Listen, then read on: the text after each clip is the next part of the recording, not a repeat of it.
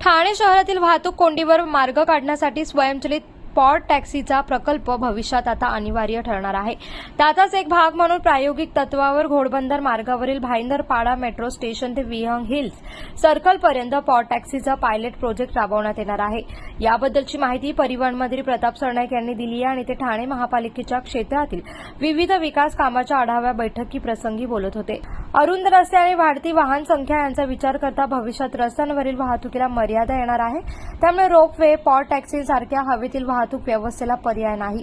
हा प्रकल्प यशस्वी झाल्यास भविष्यात ठाणे आणि मीरा भाईंदर मेट्रो संलग्न होईल। अशा पद्धतीने विजेवर चालणाऱ्या स्वयंचलित पॉड टॅक्सीचं जाळं निर्माण करणं शक्य होणार आहे आणि याबद्दलचं प्रतिपादन मंत्री सरनाईक यांनी केलंय।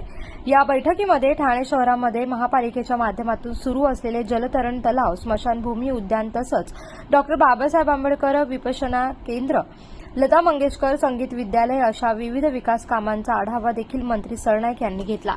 कोकणासह परिसरातील ताज्या घडामोडींसाठी सागर डिजिटलला सबस्क्राईब करा आणि नोटिफिकेशनसाठी बेल आयकॉनवर प्रेस करा।